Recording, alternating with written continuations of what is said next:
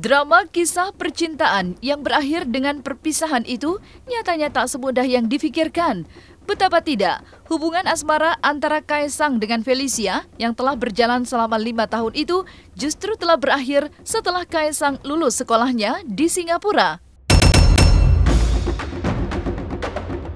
Cerita cinta sepasang muda-mudi yang seharusnya berakhir dengan biasa justru menggulirkan drama konflik panas di sosial media. Setelah pihak keluarga Felicia buka suara menumpahkan kemarahannya di sosial media, kini tibalah Kaesang muncul di publik dan mengurai penjelasannya. Lewat sebuah video, Kaesang pun memberikan klarifikasi tentang tanggapannya mengenai kabar yang tengah hangat diperbincangkan publik saat ini. Bahkan, Kaesang secara mengejutkan mengungkapkan bahwa ia telah secara baik-baik meminta kepada Felicia untuk mengakhiri kisah cinta mereka. Namun, permintaannya tersebut justru ditanggapi dengan berbeda oleh pihak keluarga Felicia, yaitu memaki-maki.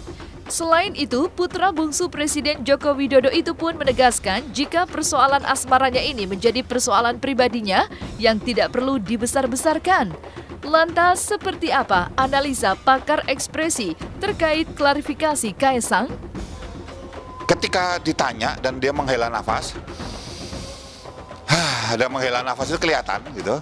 Ini memang ini load ya, ini beban ya, berat gitu buat dia. Dan wajar karena dia sadar, menurut saya cukup sadar bahwa apapun yang terkait dia itu dikaitkan dengan figur bapaknya gitu. Kita nggak bisa bilang dalam sebuah relationship, sebuah hubungan bahwa seperempuan yang salah atau laki-laki yang salah, nggak bisa. Harus dilihat secara berimbang dan wajar nggak kemudian, pertanyaan itu, wajar nggak kemudian memutuskan untuk putus, memutuskan untuk lanjut, memutuskan untuk ghosting, memutuskan untuk gitu loh. Yang nomor 2 adalah malu karena masalah ini akhirnya jadi terbawa-bawa skala nasional, yang akhirnya bisa menutup ada konferensi apalah gitu yang saya pernah dengar, lupa gitu loh pokoknya, di luar sana lah gitu ya gitu.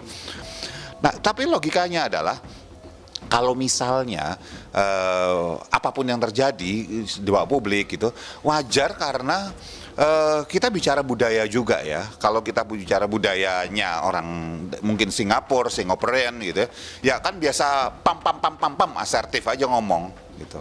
Sementara kita bicara budaya yang satunya budaya Jawa.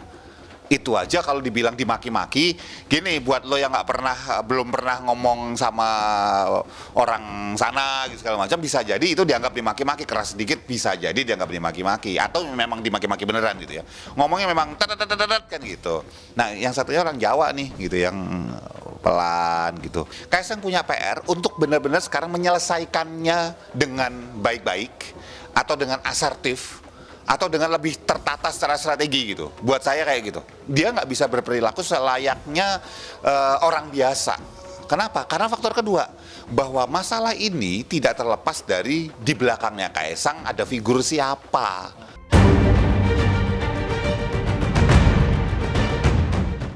Kisah percintaan antara putra bungsu Presiden Joko Widodo, Kaesang Pangarep dengan Felicia Tisu yang bermula indah dan sempat mencuri perhatian publik itu kini berujung mengejutkan.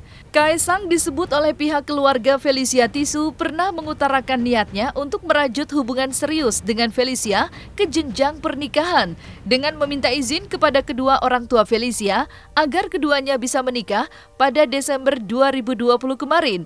Tapi kenyataannya justru tak sesuai dengan harapan keluarga besar Felicia. Lantas, apakah benar Kaesang pernah berjanji menikahi Felicia pada Desember kemarin? Berikut analisa pakar ekspresi Kirdi Putra. Kalau kejadiannya adalah Kaesang sudah pernah menyatakan bahwa dia ingin menikahi, meminta izin bapak ibunya Felicia untuk kemudian akan menikahi Felicia, misalnya seperti itu. Ya, tapi kita kan nggak tahu itu benar apa enggak. Itu ingat loh, itu statement disampaikan keluarganya Felicia. Ingat loh, itu statementnya mereka yang kalau tanpa bukti dan lain sebagainya bisa jadi istilahnya itu buku statement satu arah. Saya nggak bilang keluarga Felicia benar atau salah, tidak. Tapi kita belum bisa bicara bahwa ini sebuah kebenaran. Jadi saya ngajak untuk ngelihat dulu. Bisa jadi kakaknya Felicia ini marah karena pihaknya Felicia.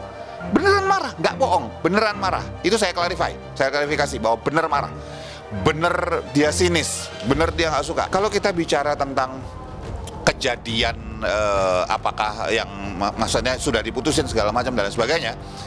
Sekali lagi harus ada yang bikin timeline. Kapan diputusinnya, ada kejadian apa dan sebagainya, itu harus ada yang dibuat, di set dulu. Baru kita bisa lihat, oh kejadiannya gini. Dan berapa banyak di luar sana coba cowok ya, ini gue kasih tahu, ya nggak cuma cowok sih, cowok cewek juga ada gitu. Tapi kasusnya misalnya cowok gitu ya, udah pacaran lama terus kemudian ghosting, tiba-tiba puff, pam, hilang. Berapa banyak? Banyak bos. Ini karena anaknya Pak Presiden Jokowi aja gitu loh.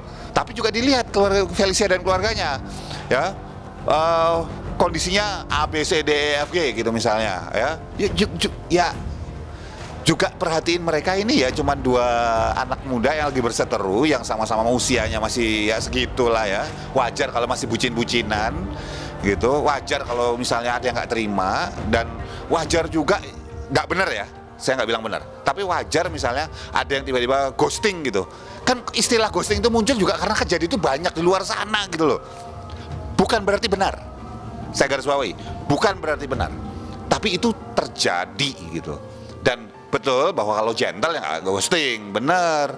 Tapi kalau gentle ya mereka berdua juga nggak perlu berantem di media seperti ini. Drama putusnya kisah cinta Kaesang Pangarep dengan Felicia Tisu memang menjadi perbincangan hangat publik saat ini. Lantaran munculnya sang ibunda Felicia yang menumpahkan seluruh kekesalan hatinya di sosial media. Belum lama ini juga muncul sebuah video yang santer disebut sebagai kakak kandung Felicia yang bernama Daryl. Di dalam video tersebut, Daryl menyuarakan keresahan batinnya sebagai seorang kakak. Lantas, seperti apa analisa pakar ekspresi terkait kemarahan Daryl, kakak Felicia? Melihat ekspresi yang ditampilkan Daryl ini kebanyakan bukan ekspresi kecewa. Kecewa itu kita arahnya arah sedih gitu ya. Sementara ekspresi yang ditampilkan Daryl ini lebih kuat dari itu. Ini ekspresi marah. Jadi anger. Dengan beberapa kali dia mengakam bibirnya. Bibir menipis itu tandanya dia otot sini ketahan, kencang, tegang, dan itu hanya bisa ditampilkan oleh cara seseorang ketika marah. Ekspresi marah. Yang satu lagi ada ekspresi ketidaksukaan, merasa tanda petik terhina gitu misalnya ya, dengan cara apa, ada tarikan, beberapa kali ada terlihat tarikan kecil dari sudut bibirnya gitu, tek gitu, ngomong-ngomong tek gitu. Nah ini adalah ekspresi ketidaksukaan, merasa sinis atau merasa di tanda petik dihina gitu, itu muncul, atau menghina gitu ya, menghina seseorang gitu. Buat saya Daryl ini pintar.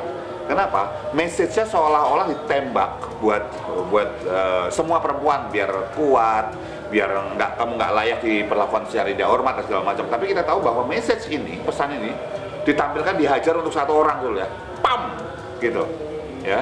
Nah, dan istilahnya dia di awal sudah men-state bahwa dia tidak punya sosial media, dia tidak ini dan sebagainya.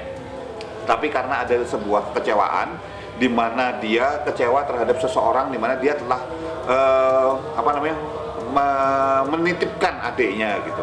Dari ekspresi yang terlihat, memang sudah sangat jelas terlihat bahwa dia itu marah, dia itu nggak suka, bahkan tanda petik kayak menyerang dengan ini ya, dengan caranya tentu saja, bahwa dia kayak tanda petik menghina dengan senyuman seperti itu gitu, sinis gitu.